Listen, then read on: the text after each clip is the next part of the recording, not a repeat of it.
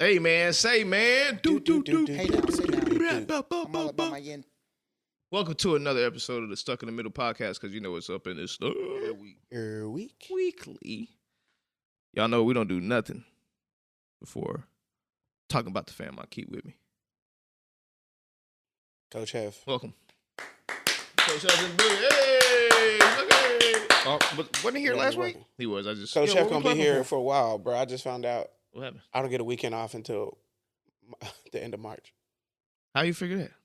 I don't know. I don't know why I didn't pay attention whenever I was getting the scheduling done, but How I'm does that literally work? working every weekend until the end of March. See, that's that.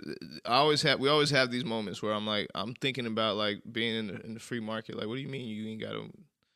But again, if you're working under contract, you probably have all that stuff lined up. Yeah. So this means no volleyball or something? No, I have volleyball every weekend until the end of March, and then I get that one weekend off, and then I get all the way till May, the first weekend of May, back on it. What's the why do you say it like that? Like why don't you want to go to work? Is it more because of needs? It's not that I don't. No, I'm not even playing. But no, it's not that I don't want to go to work. But weekends are supposed to be weekends where you got a break. But I'm coaching 2 teams. That's 18 weekends starting in from December 1st until May 3rd or 5th. 18 weekends, but they're spread out however they deem necessary. And they deemed that all the weekends off are kind of early on, which is smart because the season don't start until December.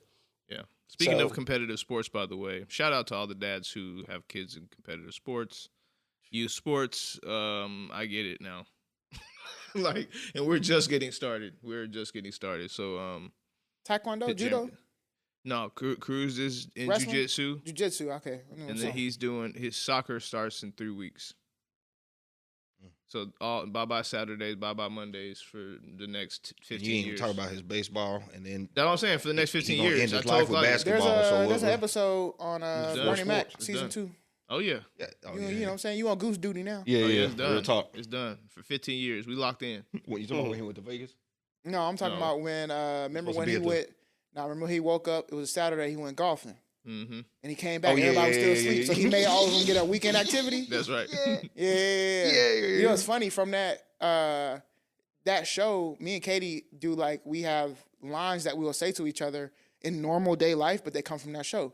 That episode is anytime something's loud or whatever, we'll say, "Shh, Uncle Bernie, I can't hear," because baby girl said that. And then if we're not feeling good, we'll say, "I'm sick, Uncle Bernie, I'm sick." And it's from another episode, and she walked in the house today, and that was the episode on, and she walked in at that moment. So she bust out laughing like, that's hilarious because that's pretty good. She just be saying it, and it's because I be saying it. Anyway. Be with Coach, we locked in. Always. Gas or pass? Always, man. Gas, okay. It's getting stiff out there in them streets, bro. Everywhere. For sure. Yeah. Everywhere. I'm Cori from Cori's Corner. The Govy been kicking my ass today. My stomach is toe up. What does that do? We Govy? Yeah. I ate bad. So it's punishing you. Yeah. For the last hour, I've been diarrhea. Is it up or down? That's the question. Up right now. Oh. Up. That's what it feel like. I'm fighting nausea. That's the worst. Oh my God, it's terrible. But I'm basically nauseous every single day, so I'm somewhat used to it. But sometimes I up my dosage, basically doubled it. And today I thought I could be a little adventurous. Not. What was the thing? Honey bun? Nope. What was it? It's you can't have too much food that's in high fat content. Yeah. So today I went to one of my favorite places, Dutch's, and I got what I normally get, which is a BLT, no mayo. Come on, baby. You know what I'm saying? And then I went a little crazy with the tater tots, and the tater tots is probably what's messing me up right now, bro. Yeah. Put them tater tots in, pause. Because it's just greasy. It's you on know your what I'm head, saying? yeah. It's just sitting there. And the You dipping in the sauce? Huh? Were you dipping them in the sauce? ranch. Oh yeah, there goes the fat. I was looking for the fat. But it's There worth it because ranch be where it's at, bro. Sometimes my stomach hurt. It's cool. But what you got, what you're experiencing is what people that are lactose intolerant when they make that choice, like what, I'm finna have that burger. Eat that ice cream, car. Yeah, today I gotta have that burger. If I'm gonna do it, I gotta do it on a Saturday night. Oh yeah, or a Friday night. Nah, so you got a weekend. I want to rest on a Sunday. I want to so you can be ready. So Saturday night, I ready. get into it because I could chill all Sunday. Be at the house, do whatever I need to do, but. Made the mistake today. It's just a little stomach ache. Them gut get backs be violent. It ain't like that, bro. Sometimes but I ain't gonna lie. Are bad when you want a semaglutide, bro. They tough. But you can't tell me, again, guys, you got to grow up. But you can't tell me that when you do have a stomach ache, those don't be the best shits ever. No, they're terrible. No, but even though they're terrible, there's something in there getting it off. No. I think So you know what I'm trying to get at? You're trying to equate that as to an early onsetter of the norovirus before it was like a popular virus. It's always been a popular virus. Meaning the stomach flu. Recently a popular virus. Yeah. I will say I think I understand what you're saying. Thank you. Which is like, yes, you're sick. Yes, it's painful. It is the worst feeling of all time. However, you're kind of purging yourself. Yeah.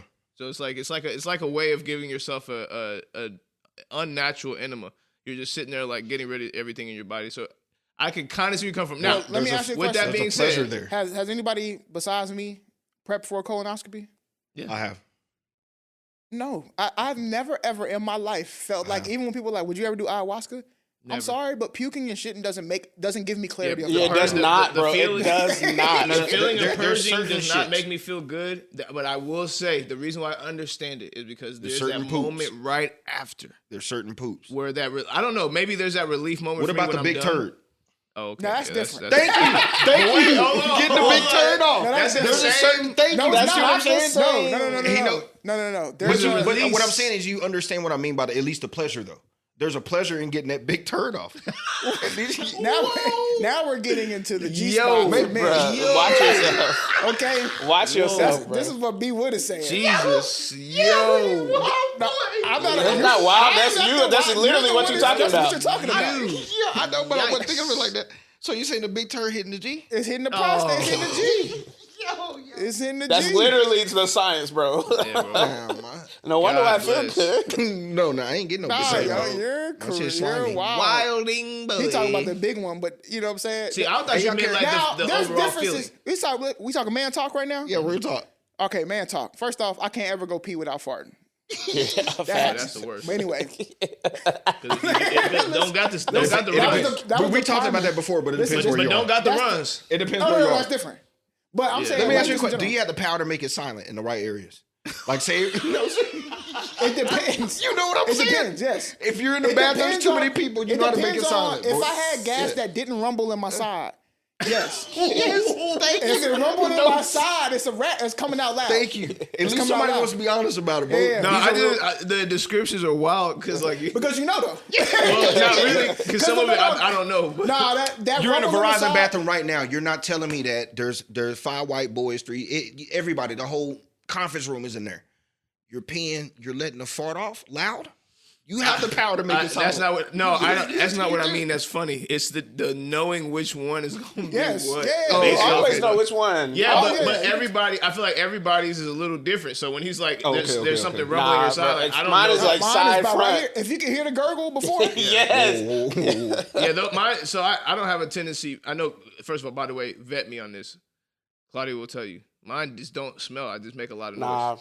Hell no. It'd be like that. Katie don't be either. She just make a lot of noise. But you're saying since you got older? No, I know there's certain things my body does let me know when it's finna be a bad one, but it ain't that. No, mine, it don't matter. Yeah. Silent, loud, or nothing, I'm clearing the room, fam. Yeah. So I don't. That's the tough part. Join the team because I won't fart around her. We've been doing that since we were kids. Talk about growing up. Yeah. Golly, we gotta move on anyway. You used to be toxic. But I have to go back to this one question because remember I promised you something with the peanut. So the one question is, and this is more of like a proud moment. You know what I'm saying? You got the long one. Are you mad because it broke up, or is it still a? You know what I'm saying? So you talking about the turd? Yes. Okay. Because I was like, if it breaks, I'm pissed off. If it breaks, I'm pissed off. What is that thing that we have because inside I can't of us? see the full size. No, I mean like, but what is this thing we have inside of us that is really a thing that we I don't know. Because bro. it's a thing. First of all, a lot of people won't talk about it, but there is a competition within yourself. You're always competing at some time, and it's like, bro, I gotta out even do it. But to know specifically that there's a moment between you looking down in the toilet and what's in your head of what just came out of you, and then looking down to see what happened, to see the disappointment that happens when it's broken. When you flush, do you look?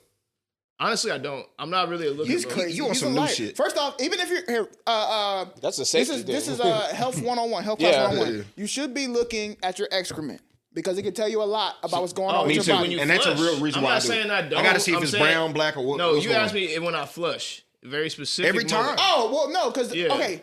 He said when you before flush. you flush. No, he said I closed the lid. No, you got to close the lid. No. No. You got to close the lid. And keeping it a bean, like, this gonna sound crazy too, man, but I be paranoid. So I double flush. I'll flush like I'll do the courtesy, and then I'll wipe. And then I'll. Hold on. Oh, I get that part. Now you supposed to courtesy flush when it's happening. Yeah, yes. I know. That's not a courtesy if it's already in there. No. He got smooth booty, so we don't know what's smooth. Meaning like I'm just paranoid about all that stuff, so I just be extra. His farts ain't got smell. He ain't looking at his crap. It's smooth booty. Be extra, bro. Smooth booty. I don't even know what that means. Whoa. This is starting to go down a path I don't know. My bad, Sam. No, this is healthy poop talk. For real. Hey, I like that. You know what I'm saying? HPT. You gotta, especially nowadays, and I hate to go down this road, but it is a realization. There's a lot of young people now figuring out they have colon cancer. Yep. Yeah. You need to be looking at your poop. Yeah. Because it will tell you some things about your health and what you need. Also, everybody in here and who probably listening, y'all gotta up y'all fiber intake, dog. Oh yeah, real talk. Y'all gotta up y'all fiber intake, dog. We ain't eating no fiber. I got man. fiber one to do. I do fiber every day. You gotta up it, man. That's what cleans it out. That's what do everything. And it helps with all the absorption and stuff in your body, bro. If you want to really help you out, a firefighter trick. Shout out to my boy, Metamucil. Yeah. Turns it into cotton candy. Real talk. Well, you said Metamucil. That's a psyllium husk, right? That's fiber. I know. That's what I'm saying. But yeah. if you drink it, okay, so he kind of, you know how you do pre-workouts? He be hitting He wild. Yeah. You know, and drink it. But you supposed to mix it in, and he was doing dry scooping? Well, he was wild, yeah. But he's supposed to mix it in and do all that. So he does it like, at the beginning, I think he was doing like twice a day. But it turns your poop into like cotton candy. Yeah. I used to be on them. I got some in the cabinet right now. You gotta, because there's soluble fiber and insoluble fiber. So you gotta get your good mix of fibers. You know what you're doing. You know what I'm saying?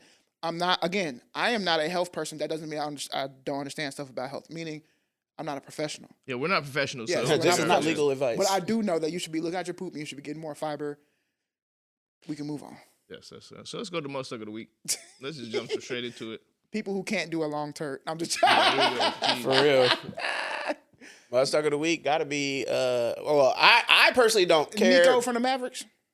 Mavericks. I was gonna say Mavericks. The GM. Say goodbye. So I just sent y'all on TikTok. Go ahead, you gotta watch go after ahead. this. Who'd you say? I said old buddy from the Mavericks who traded Luka. Yeah, Nico, the GM, man. What you doing, dog? I'm sorry, bro. We Arlington natives, Dallas natives. Yeah, he put a hole in it. Bro, come on, dog. It's a hole out here. We have a blueprint for the Mavericks. Mm-hmm. All right, and I understand the Lakers have a blueprint. This was Rob Pelinka is fleecing people right now. First of all, we got to go back over the last 8 years, and talk about this. This has to be studied because this all started from Lonzo Ball and Josh Hart being traded. Yes. So this is a. He's been on fire. But we're not even. That's what I'm saying. But he's fleecing right now. He's literally he being Howie right now, which is crazy. If I'm him, I got 2 cigars lit. Facts, bro. Nico, dog. I know y'all. We got new ownership that came through, and honestly, I think here's the play, and this is what really is weighing heavy on my heart right now. I love the Mavericks, bro. I'm a Mavs fan. I think they're trying to move the Mavericks to Vegas, dog. That's not gonna happen. Everybody keeps saying Vegas are awesome. That 100%. Everybody said that. Listen, I disagree with that 100%. Vegas does not have. Vegas will charge them more in taxes just to have a building there. But here's the thing, and I see all of that because that's all true, and I'm sure y'all even have more business inside than me. But I think the people who, when they came down here to buy it, remember they bought up a land, they were trying to do X, Y, and this, that, and the third. I think they were really, and at the time there was a bill going through for Texas about gambling, and I think that they believed that bill would have passed. Texas would have got gambling. They could start building. their whatever, and then they would have their gambling spot because they're gamblers and what are the things? Casino owners from Vegas. Mm-hmm. That's the thing. Now, Vegas has already been plotting and saying that they wanted an expansion team.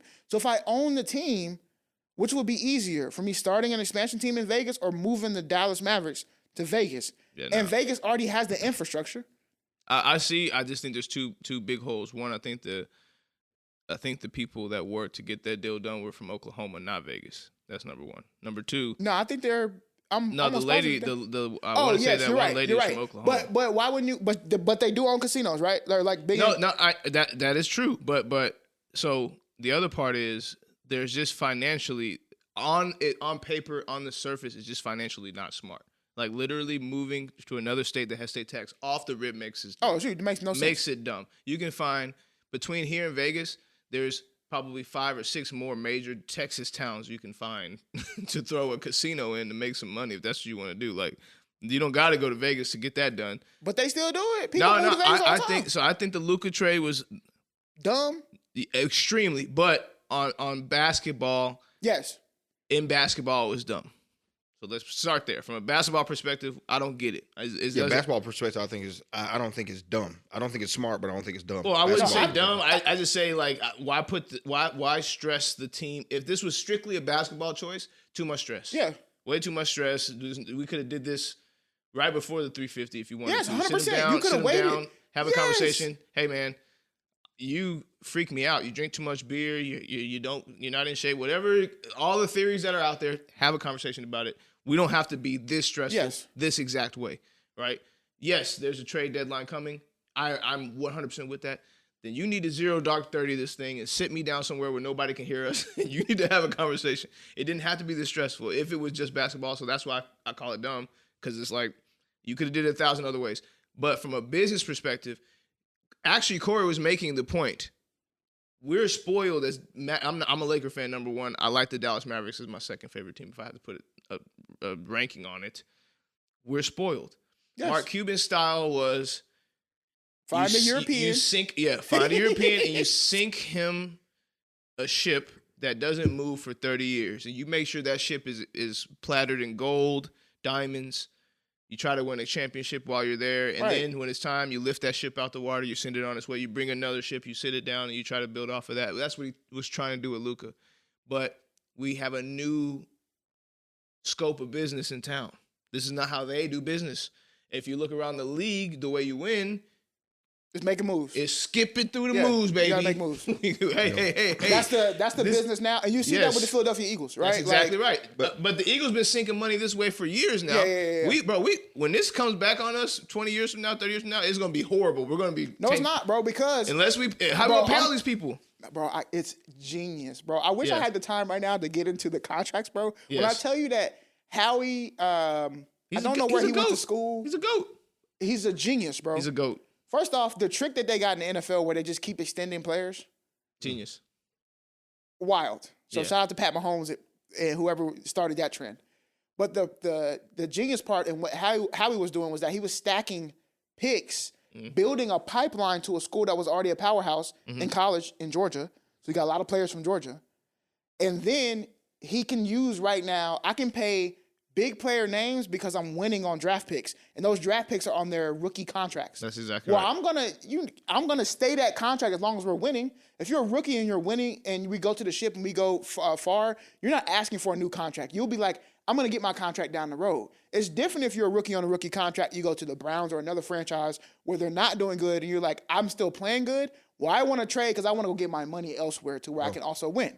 So then you can keep the rookies where they are, and then you can make moves up here for 1 to 2 years with the big players we can bring in for them. That's like, for instance, we have an opportunity right now at the end of the year to go get a Myles Garrett, bro. Yeah. We should not. As a team in the Super Bowl, we never not have cap. We should not have the cap space, but we do because of this little space right here. That's right. Then your vets who you're going to keep for a long time, like your Jalen Hurts and stuff like that, you just restructure their deal every single year, and you start giving them other things. It may be money. It could be equity into incentives. Yeah, it could be incentives. Buy-ins. It could be equity into the business. Yeah, but could the be NBA's picking all that up. Is all I'm saying. Right. And so the championships are being won that like that. And Dallas, the city, not just the Mavericks. We got Jerry Jones. He's been the god of running this since 80, whatever the heck. So what have the owners in the Dallas-Fort Worth Metroplex done? They banded together and said, hey, why don't we become like Jerry, but like in our sport?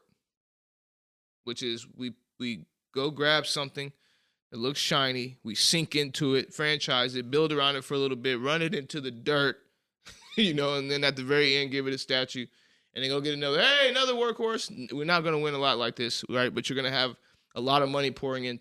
Like, everyone loved Dirk. Everyone loved Dirk, but we got one chip. You feel what I'm saying? But everyone loved Dirk, so you're going to spend that for that 41 jersey every year. You're going to spend that money. But not only does he have one chip, he has what people would consider to be the most respected chip. Whatever. It's one chip. It's still, I feel it's one chip. But to Jeremy's point, Nico is still. Yeah, I got Nico. I was about to say, bro, you about to. So we got 3 Nicos, or we got 2 Nicos? What you got, B? I got Nico. Yeah, 2 Nicos. 100%. I got Nico, bro. That's crazy. Nico? I mean, I feel like he got fleets. And not only just getting rid of Luka, it was what else left in the deal. Like, you could have got more than just AD Yeah. in the deal. So that's why I think he's the Mutha-Stucka. Facts. Yeah, I'm okay. Well, we're rocking with Nico. Hey, it's not hard for me. There's a lot of Mutha-Stuckers this week, but Nico was a tough one. What's over there flying, bro? I don't know. It looks like a moth. Boy traded Luka for a box of popcorn. Facts, bro. Yeah. AK, they call him Mr. Glass, but Well, hey, trust me, I know he was on my team. Just facts. hey, Now, listen, here's what I will say, because I've been watching the Lakers, so I love LeBron.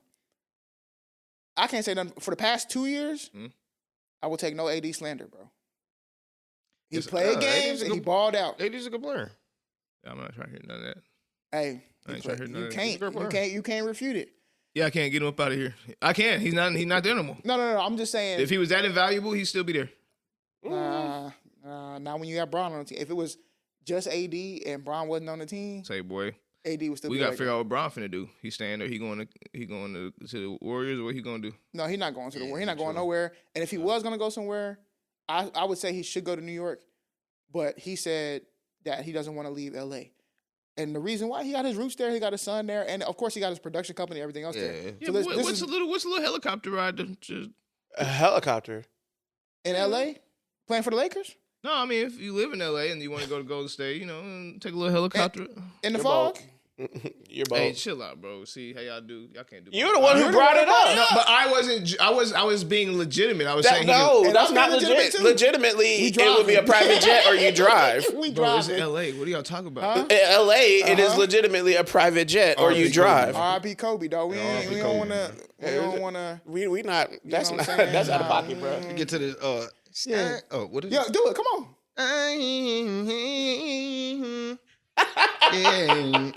Stucky situation, Yeah. All right, we'll take it. We'll take it. All right, I ain't mad at it. We'll take it. 70 episodes later, you know what I'm saying? Real talk. He back in the Episode game. 70? 70, Yeah, man. yeah, Episode yeah. 70, Come on, who's 70? man. Come on, 70. It's a lot of 70s, but I let's kind of hit want to this do a mode. 70. Who the we're doing football NASCAR, bro. I was about to say some 70 in the NASCAR. I already know it. Or basketball. I already know it. Who's- Eckridge. Last name Eckridge. I just have it in my head. I don't know if that's a real name. For NASCAR? Yeah, I'm just joking. Bro, you was actually wrong. Yeah. JD McDuffie. I'm rocking with it. Did he win anything? What's up, buddy? He had he had 12 top 5s, 103 top 10s, Come on, So he McDuffie. hasn't won nothing. He died. and a car crash. Of Oh, course. It Oh, don't my matter. gosh, It don't bro. matter. Boy Duffy. R.I.P. my boy McDuff. Yeah. McDuff, Hey, where you he- from? I mean, he died doing what he loved. Where he That's from? Mhm. Let's see. McDuffie Nah, signed yeah, don't Georgia homo, or boy. Tennessee. Get the information on him. I thought I saw something that said Tennessee for a second. The Georgia or Tennessee, 100% McDuffie. Could be Arkansas.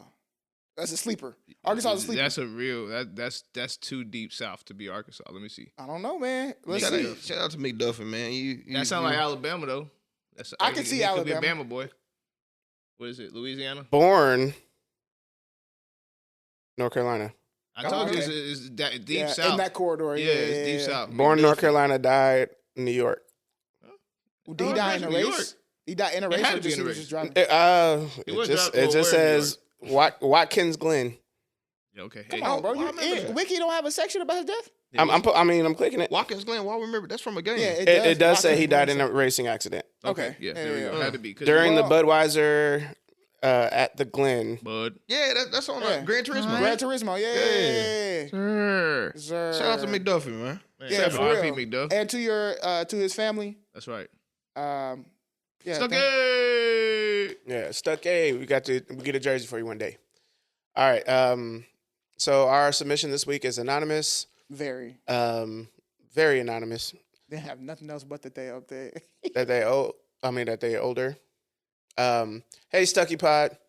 I'm in a really tough spot right now, and I don't know what to do. I'm 34, married, and my in-laws live with us. They're undocumented, and ever since Trump got elected again, they've been terrified of being deported. They even stopped going to work because they're scared of getting picked up, so now I'm covering everything. Rent, groceries, bills, all of it. I love my wife and her family, and I don't want them to feel unsafe, but I don't make enough to carry this load forever. We're already stretching every dollar, and I don't know how long we can keep this up. I feel stuck between wanting to protect my family and the reality that this situation isn't sustainable. How do I handle this without making my wife feel like I'm giving up on her parents? What's my move here? Yeah, let's jump this one off. It's very simple. First of all, this is gonna sound very cold, but you should be talking to your wife. You talking to us about this? We shouldn't need like it should be that you talk to her and y'all had a conversation, y'all had a disagreement, and you trying to figure out where to come into the middle of this. Like for you to be talking to us first for something this big, that's wild. You know what I'm saying? That's why I think you should start there. Just me just kind of backing up a little bit. Now let's assume that you had the conversation. Just go off of a whim and say you had the conversation. Yeah, this is a tough one, my boy. This is a tough one. I mean, I'll say a couple things. You're married, which means that before getting into the marriage, I'm pretty sure you knew if they're living with you what the situation was. You know what I'm saying? Facts. And one thing about me, man, I don't know, man. I feel like no one in the world gives me a pass to make mistakes the way you're supposed to have passes to make mistakes, right? And I know that that's not fair, and people should have the opportunity to say, I'm a human. However, this is a major, major thing. I'm pretty sure you thought out the worst case scenarios before getting married. And if you didn't, I hope to God that you now consider this a lesson about worst case scenarios. If you're going into a situation where you're marrying somebody who has this as their familial situation, I don't know, and to not consider this as a worst case scenario and plan for something like this. Or just a possibility. Right. That's what I'm saying. If you just go into it like, well, yeah, that is a little weird and whatever, but hey, that's none of my business. It's not going to affect me. I'll just continue to move on my way. Foolish, right? So I hope you learned your lesson if you did not go into this. So there's just two things there. I just really want to go there. To tell you what to do next is like impossible. Like I think you should sit down with your wife and work through all the details of whatever your situation is. Like seems like you still don't even fully get what's going on. If they're that terrified to work and leave the house and all that, there may be some other things going on there for you to not want to continue to do that. And I totally get all of it, trust me. But I say start with your wife. That's my feedback. Law guy here. Law guy says get you a lawyer, see what you can do about starting that documentation process, but also have your parents talk to their employers, whoever they are, because getting them documented could be as simple as getting a work visa, which depending upon what they do, their jobs could be important enough that their supervisor or the owner is willing to fork out that fee.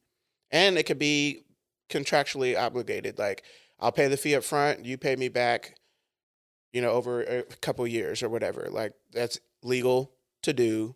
It has been done many times before. That's an option. Talk to an employment lawyer and talk to a legalization lawyer. Yeah, I was going to say, by the way, petitioning through marriage is real. Oh, yeah, for sure. Yeah, so, I mean, there's the obvious, which is, that's what I'm saying, with a little bit of research, just with a little bit of time that you would have spent thinking through this, maybe this doesn't become so daunting of a task, because there's people that have successfully navigated this exact scenario. Mm-hmm. You know what I mean? And no matter what you think is unique here, it's not. I'm pretty sure there's thousands of this exact story right here. They go toward millions. Mm-hmm. Yeah, so, yeah, that's my last 2 cents. Sorry. Go ahead, B-Will, my bad.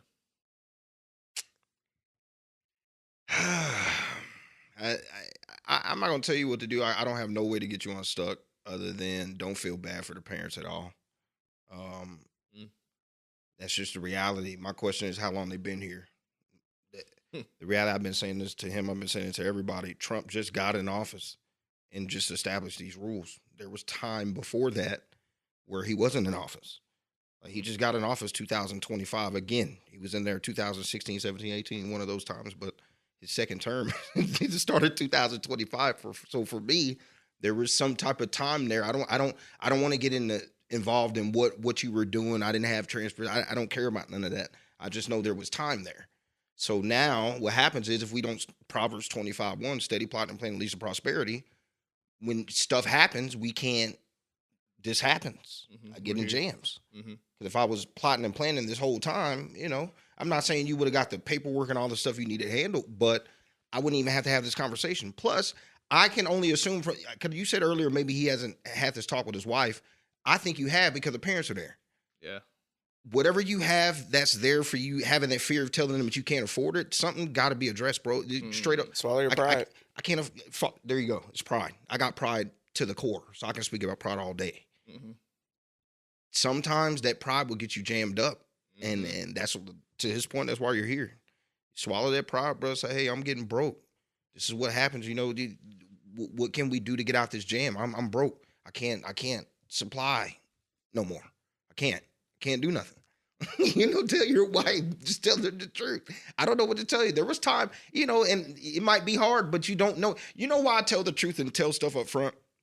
It's because I always have a thing that I think they already know. And I don't want to walk around while they already know. And I look like a loser. Like, I'm like, dang, I always have this thought, what if they already know? And they just waiting for me to say something. And every time I'm just digging a hole and just losing trust with that person. Yeah. So let me just, that's why, soon as information hits me, I immediately let it off. I don't care about risk and all that other stuff. I just hey, I can't afford this.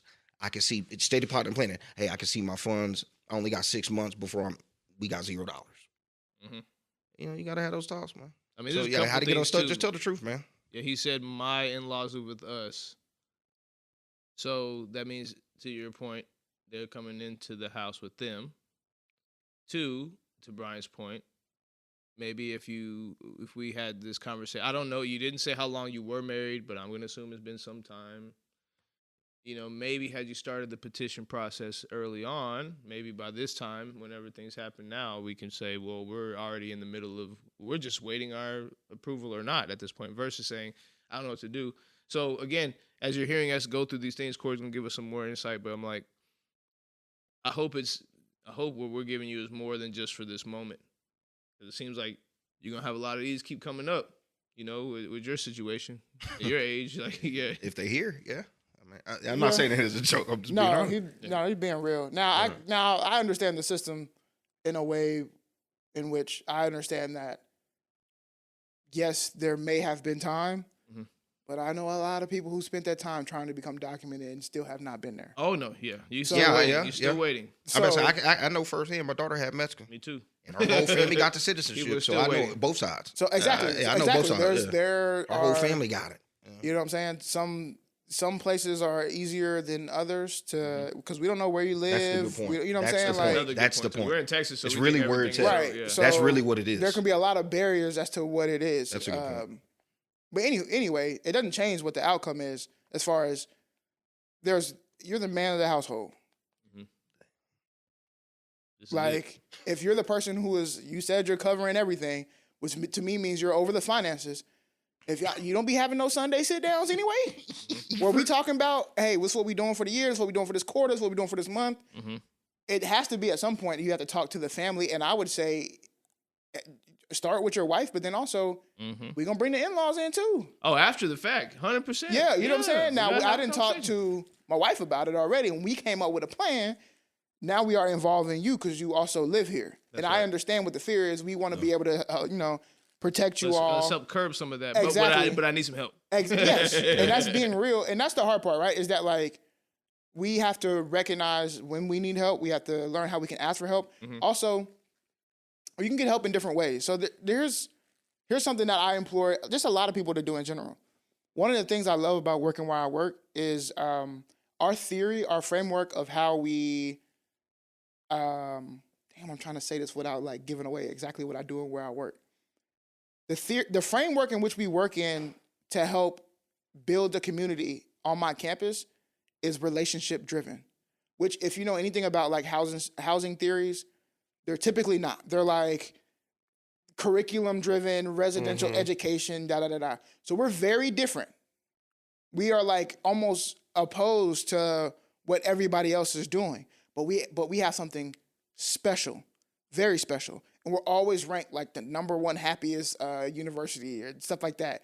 And we lead in all of these other metrics. And I believe it's because of our theory. And one of our theories is about community and neighbors. Some of the help that you can be getting is like understanding your neighbors.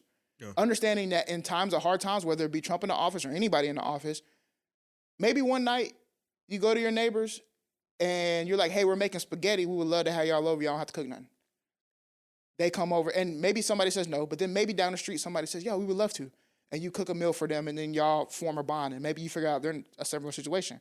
Or maybe next time they say, hey, you can come to our house and eat. That's one meal that you don't have to pay for, right? And then you start doing other stuff.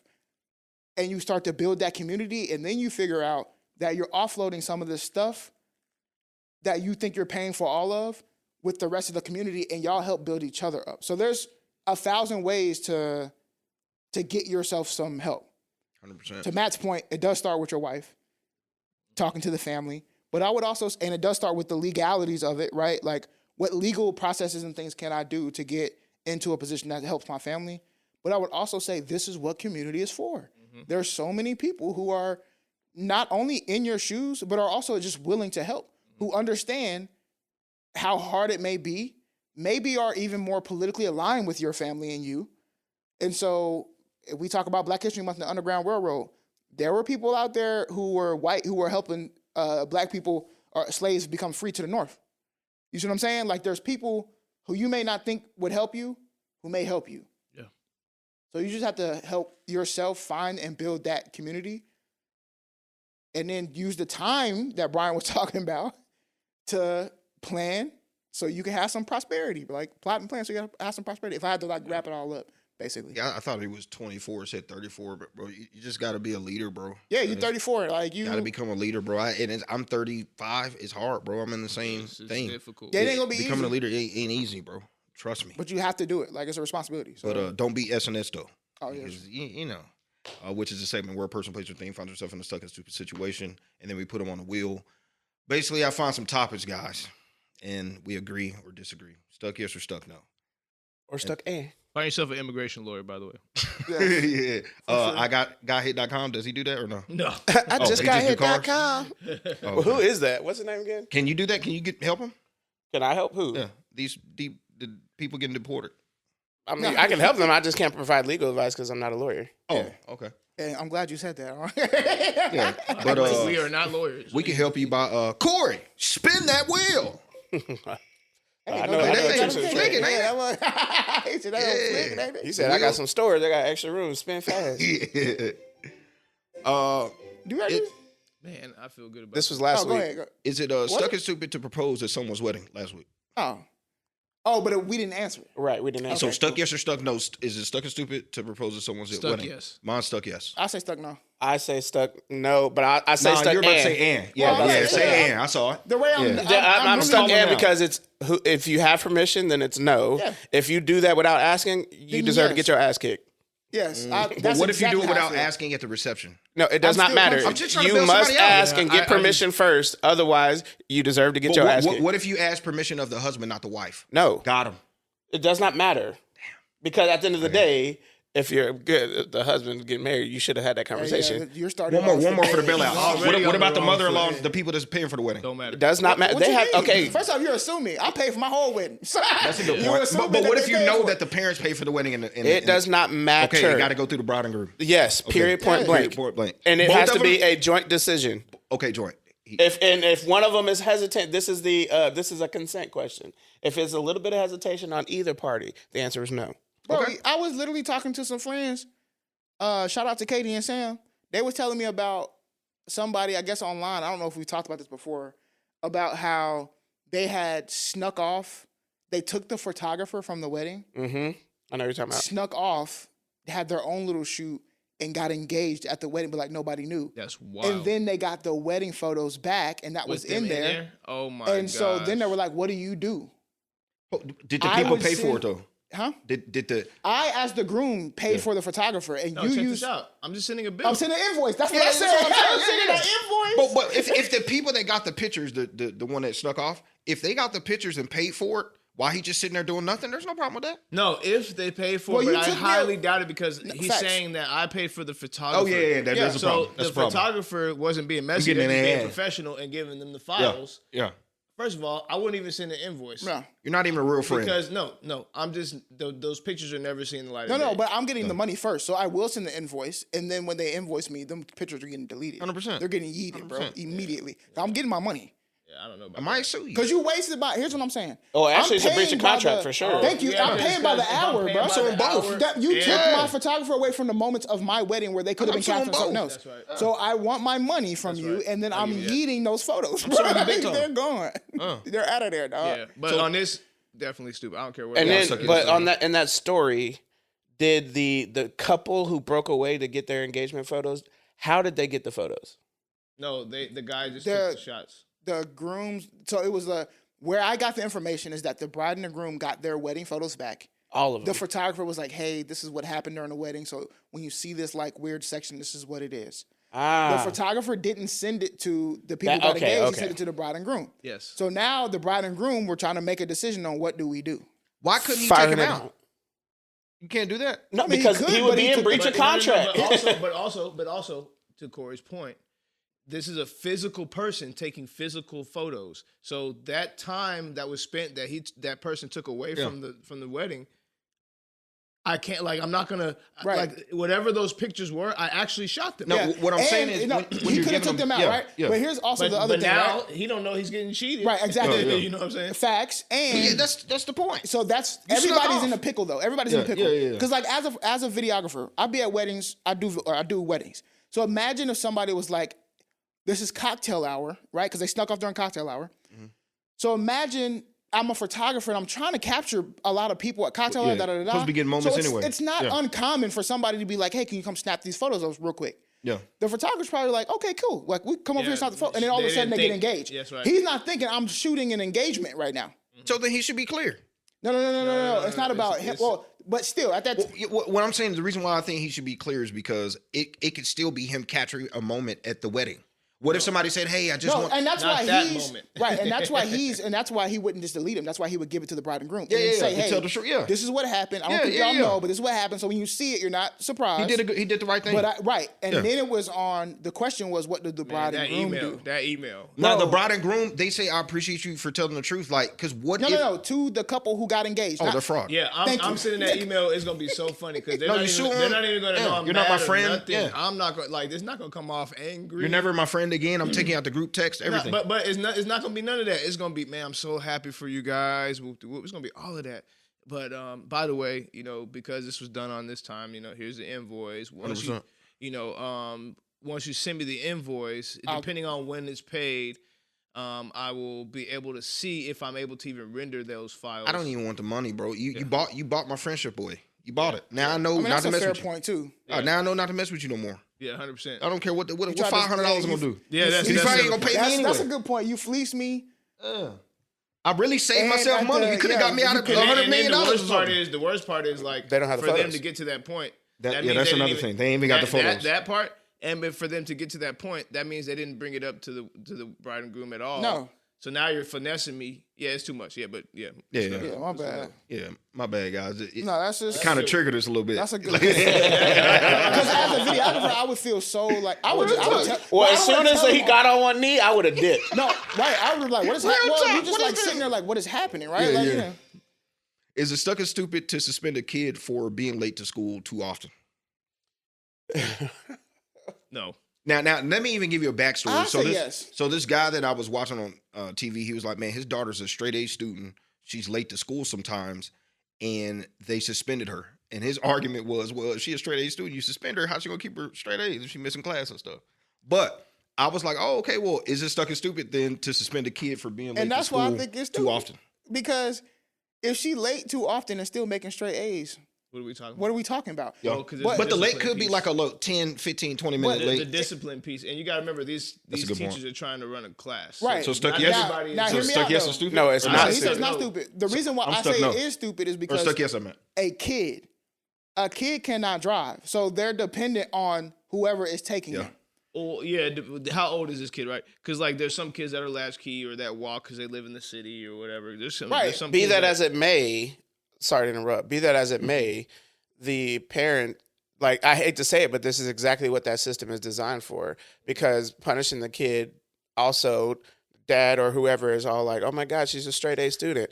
Now it's on the dad or whoever to be more responsible that they're on time. And but at the same time, I would immediately negate that statement because a suspended kid still has homework to do. And like, so you're stuck no. I'm stuck no. I say stuck yes, my rebuttal to that would be, then you are punishing the child for the sins of the father. Thank you. The kid might love school, the kid might be late, and the dad or the parent, let's just put it like this. Maybe the parent is afflicted by drug abuse. Yeah, well, go deep. Yeah, go get that. Right? We got you. Nope. No, if we're doing the alleyways, of course I'm gonna say stuck. No, but that's what it is. That's how I see it, right? Is that like there's too many variables? We're gonna perceive that the narrative is basic. Let's perceive that this kid. No. Let's perceive this kid has control of getting to class on time. Let's perceive that the administrators at the school are not that biased. Traffic. So look, no. That's not traffic is crazy because you could, but you can if you're late over and over, you got to plan that. Now to your point, because I see where you're going, I don't disagree. Yeah. But what I guess I disagree at is it just a blanket law, right? Because if it's a blanket law, there are too many variables. I agree with that. Granted, if we talk to the student and we figure out there you go. This student is just they're not prioritizing their own time. You gotta vet them. Then sure, but if it's blanket, hey, you've been late. This kid has to walk 12 miles to and from every day. But especially okay, they're straight I'm gonna A's? say something. Yeah, no, like I said, if this kid walks in every day and they're sweating and they come in late and they're like every single day coming in like this, and I realize, well, what's going on? Hey, what's going on? That can need some sort of my mother support. And father, they don't have enough money. They walk to work every day, so I have to take the bus to get to. And sometimes this, and this, whatever it is, those scenarios we can work it out. But if it's something like it's on the kid. I'm smart. Yes, I apply myself to my schoolwork. Sure, I'm able to pass my tests. Yes, but I'm also not caring about being a good benefactor of behavior in my classroom by showing up on time. Well, I mean, that to me is a little egregious. Over time, they're going to say, hey, man, look, you got to stop being like this because I can't support you just walking in here 15 minutes late because you're smart. Like, there's a bunch of smart people in this classroom. You still got to show up on time. So, to your guys' point, I guess it's stuck and for me. I say stuck no because it's possible that you can suspend a kid for being an idiot and just being late. That's true. Yeah, I'm stuck yes because you got to play every. I think there's more aspects on that side than anything. Yeah. Like, I think if we get into a truancy investigation. Sure. To figure out why they are late or missing school. Yeah. Then you determine whether you can suspend or not. That's right. But I just don't like the blanket because the blanket could affect people that don't have nothing going on. Right. Yeah, and who are really a good student. And now are discouraged and Matt, and maybe their safest place is where they get food and access to everything else is actually at school. And so you've taken that away. That's right. So that's why, man. There's so many people that have lost their lives in those moments and all kind of stuff. And it's basically daycare when you start getting a little older. So let's spin the thing real quick. Hey, yo. Sam's, go to StuckyPod.com right now. Spin again. Oh, we're going to spin again. We already know. It's stuck in. Why? Basketball, stupid. Yeah. Business, maybe not. Okay, this one, read it off, but I'll explain to you why I wrote it like this. Okay. I was trying to figure out how to write it, so I like it like that. Is it stuck and stupid to not hold bystanders accountable in certain situations, i.e., Diddy, Cosby, etc.? Are you talking about like the bodyguards and the just the people who may have known what was going on, or seen the things, the culprits, as they say, workers and stuff like that? I am very to not. Is it stuck and stupid? I think it's stuck. I think it is stuck. I think stuck. Yes. Not hold them accountable. I think it is. I am fervently against holding bystanders accountable. I'm stuck. Yes. Fervently, I will take the sword and Because once we start holding bystanders accountable for one thing, we have to hold bystanders accountable for every single thing. That includes the medical situations where someone's dying, and then you get the Good Samaritan law that kicks in, and then I agree. And really what we're doing is we're shifting blame away from who was the person who's actually responsible. But that's why I said vet, because the vet, you're investigating that. You're trying to figure out. I'm not saying that you should hold them accountable, but I think they should be getting vetted. I think you should be talking to them, trying to figure out. For sure. But this is holding them accountable. This is after the vet. But this is, I know that you were there, and I know you looked the other way. You also getting 20 years. No. I'm just saying there should be public eye. We should be looking at them crazy too. Yeah, there should be some type of investigation, something. Because and I think that they do. Yeah, it needs to be. Because they have to determine were you an accomplice or not. Well, I don't even think the reason why I brought up the Diddy stuff, I think in that process you shouldn't even be able to do public interviews until the court case is done, because let's just call it what it is. That's why I love America, baby. Freedom of speech. Real talk. But the bystanders are kind of for me, it's just how do you? I got to use the Diddy guy. And this is why I brought it up, because I watched it on HBO Max. Make sure you watch a little documentary, 5 episodes. Have you seen it? Allegedly. No, I'm not watching no Diddy stuff until... I don't like to watch documentaries about things that are currently going on. Okay, cool. No, I like to... And my reason for that, and I'll get you back to your point. My reason for that is because I want there to be a culmination of information, actual and facts. And then I want to watch it. For me, the main thing for me is podcasts. For me, I'm in podcast mode all the time. Like, I'm trying to figure out topics, but that's just what I do.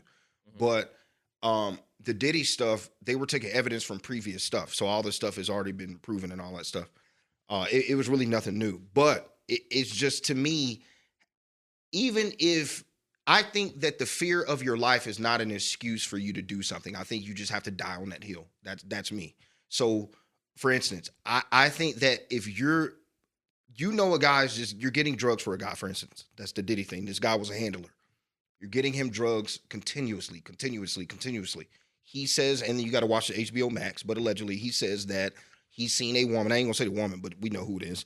There's a woman that he's seen that got abused. Years later, I think that if you're still working for this guy years later, you're giving him drugs, you allow the abuse, I think you're adding to that.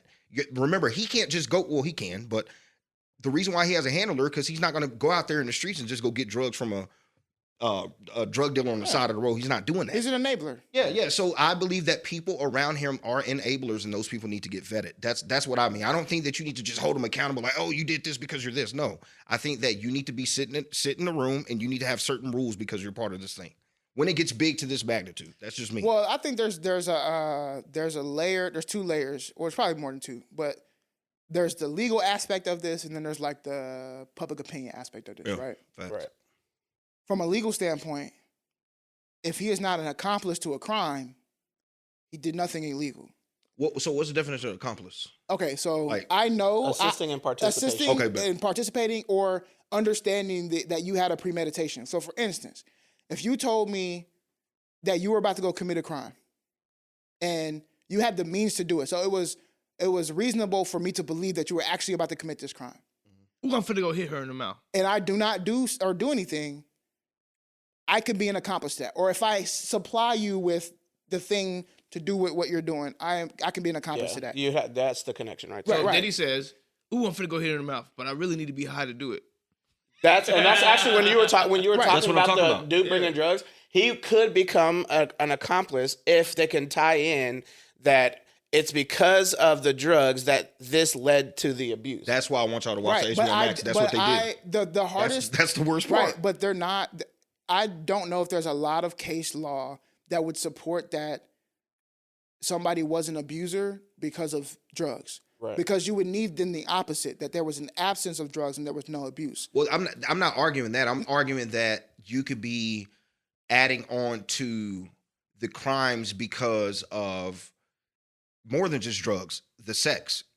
Like, if you watch the documentary, he was fixing up all type of stuff, blood, cum, everything. So what does it mean, fixing up those things? Well, like cleaning it up, like going to the place and cleaning it up. Right, but hear me out. So let's just use you and I. I'm your boy. I know you like to do some certain things. I supply you with the drug. I'm not around you when you do the stuff. You leave a hotel room. I know you leave the hotel room crazy and I always got to pay the bill or whatever. I'm going to go clean up after you. I have no idea that what happened in that room was non-consensual. But that's why you got to watch the doc. He did because he acted in some of the stuff. He said it on the thing. Well, if he said he acted in it, then he's an accomplice. Different. That's not even that's an not a accomplice. bystander. That's not even an accomplice.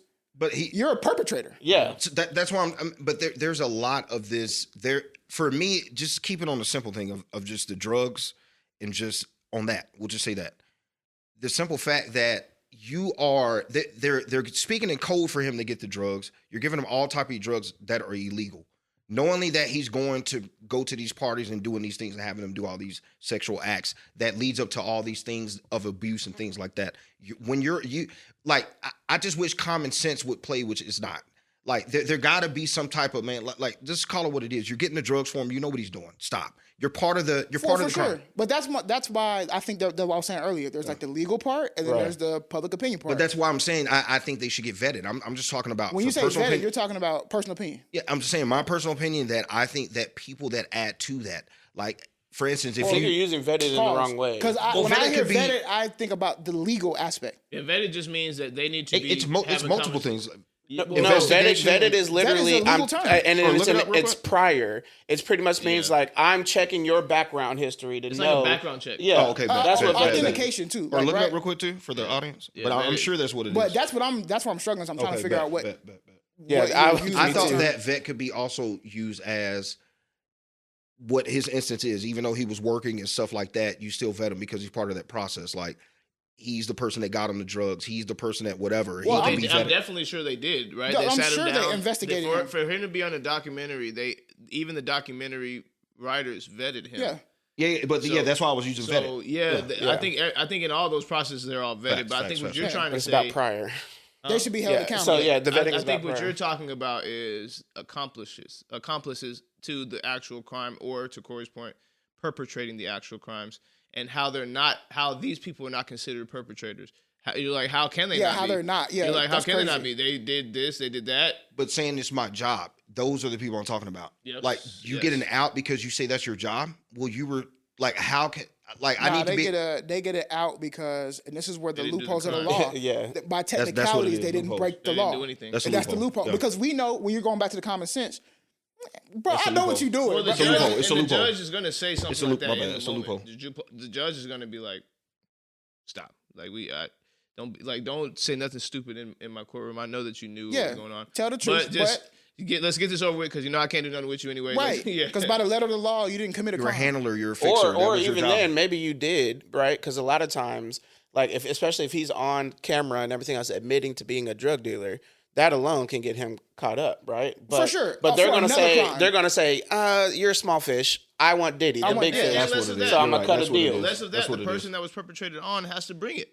Yeah, that's another thing. That's what they gotta say. It'd be different if like the guy giving him drugs and then Diddy died because of the drugs. Then it becomes a manslaughter because he committed a crime. Or the person that. So what about the? Okay, I want y'all to watch the doc. What about the person that texts him? Like, so text who? The handler. So here's the handler, but Diddy also has an assistant. So here's an assistant lady that's his right hand. There's a lady right here, but she's the one that texts the handler and says, "Go get X, Y, and Z and give it to Diddy." What about her? Should she, because she knew what he was doing? These and they have proof of it. I would have to watch the documentary, but please watch it, bro. I might have to bring you on person next. It's like Gazelle. That was just what I was about to say. Maxwell. Yeah, if there is any kind of Epstein. If there is any type of degree of separation, and that's how these people do it. Yeah. So we recognize there are nasty, freaky people out there doing nasty, freaky things. Yes. And they create these degrees of separations. It's literally called 6 degrees for a reason. Right. They create these degrees of separation. So this person over here can tell this person to do one thing. This person will tell this person to do one thing. So by the time this person does the actual thing, I'm over here. All I did was tell Matt to do this. Here's a perfect example. I'm about to show my age. Everybody watch The Wire? Yes. Okay. Yeah. Remember how they used to do it in The Wire? 100%. It was called The Wire because they had to follow The Wire. Yes. Because even if you pulled up in the hood and wanted something, right? Yeah.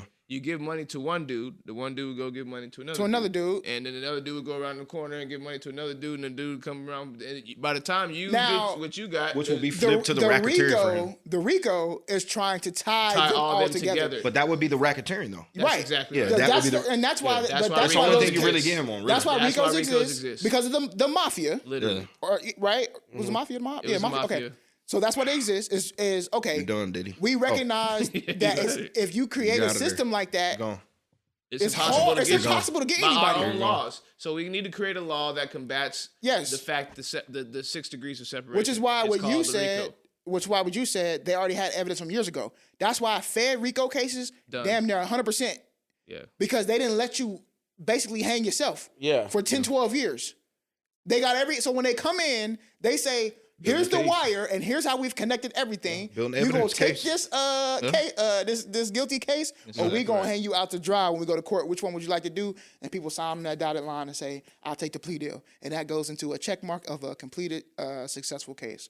So I mean, it's just the law, and this is why it's important. Everybody talk to your lawmakers, everything else, to know the law 100% because it's not perfect. And there are plenty of loopholes around. I'll say loopholes. Yeah. The loopholes, you know what I'm saying? No, there are plenty of loopholes in the system to where if you have a good organization and a good structure and a good leadership, talk about a Fortune 500 company. It's some James St. Patrick's out here.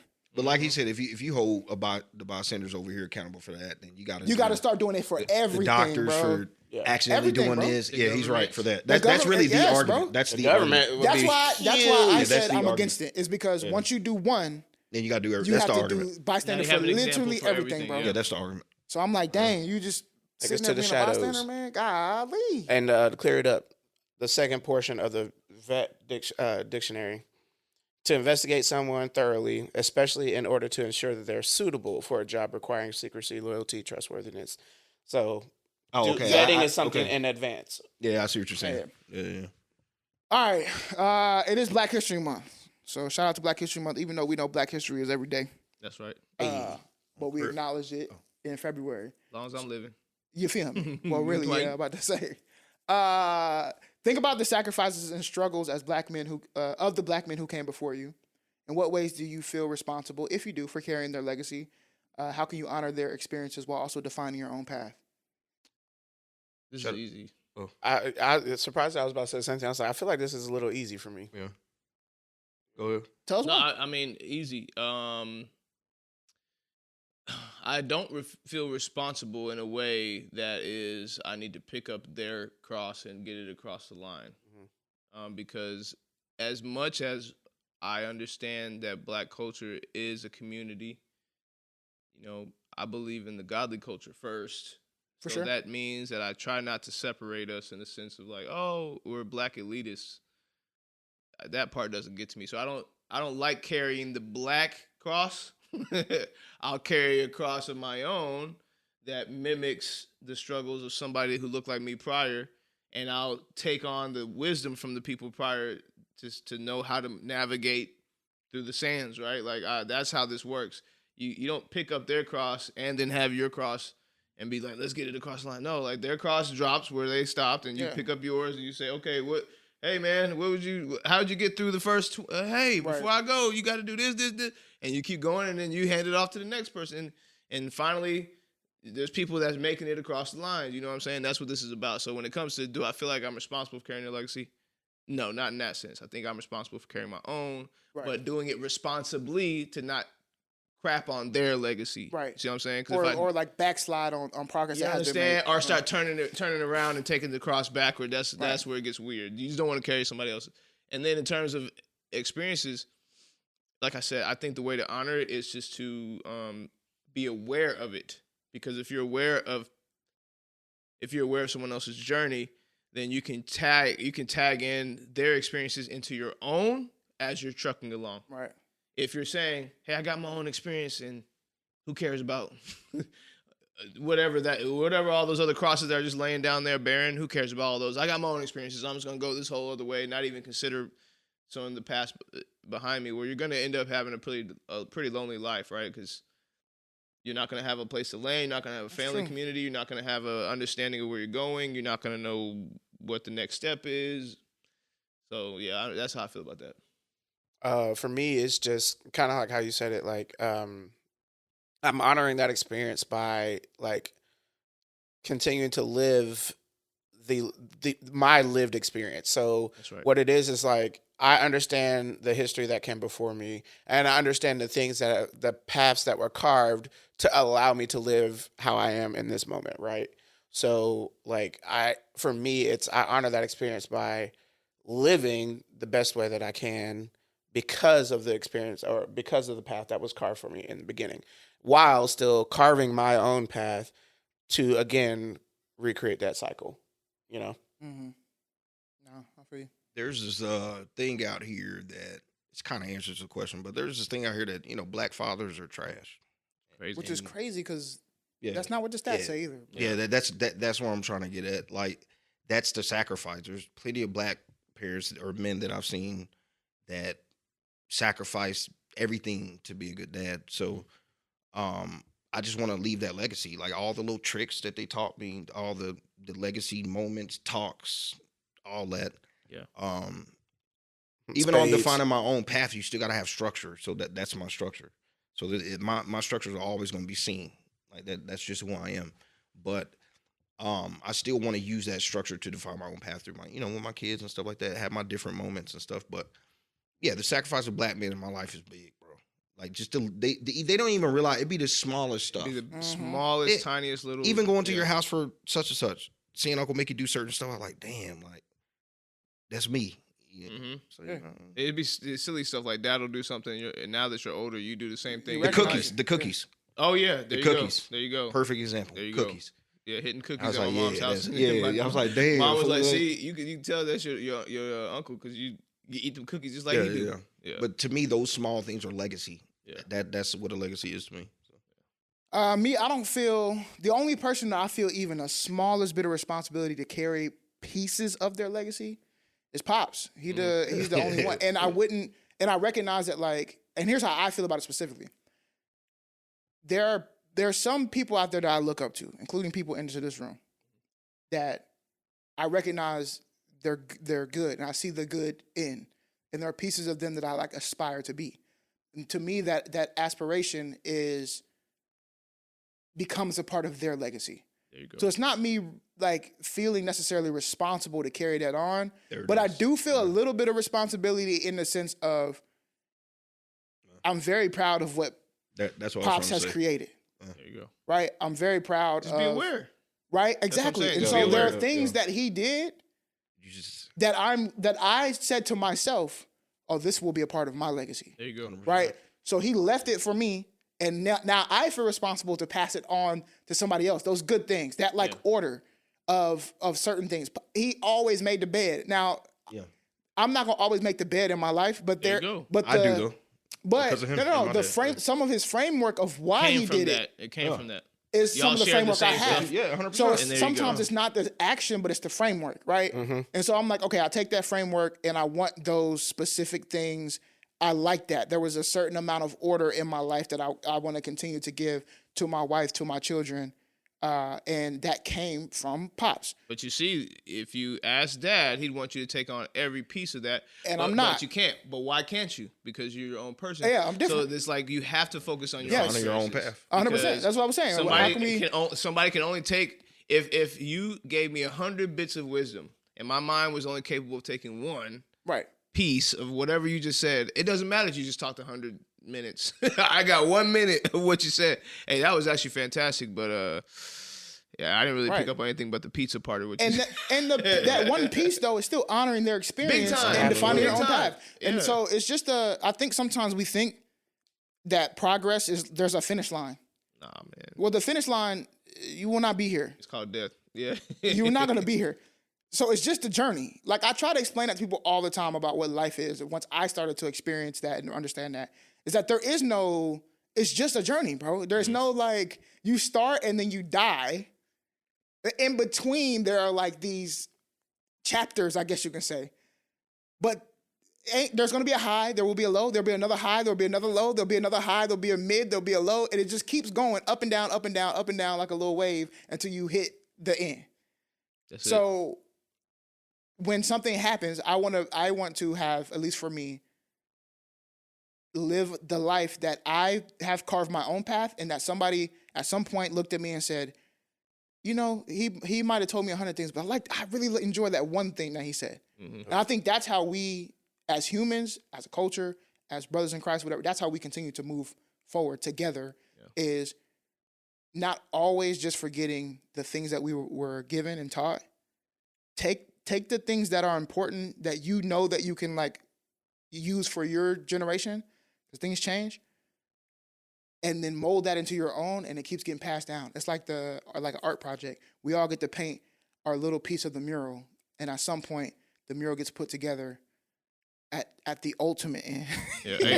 Perceived value is subjective. Yes, 100%. You can say whatever you want to, but I might not be able to take it all on. Facts. So you might as well just live your life. And for everybody out there, all the black men out there, like, I recognize it. There was a time where I really did feel like, because of my blackness and the black men before me, I have to do X, Y, and Z.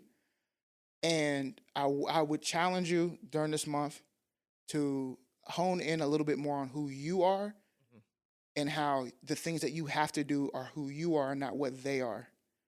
Or what they were. Because they live their life. And I'm going to leave you with a classic Kendrick bar. Shout out to Kendrick Lamar. Tupac dead, got to think for yourself. Ooh. With that being said, watch the Super Bowl. No, this is super duper quick because we got to go. First song he opened up with. Ooh, Humble. Hey Now or Peekaboo.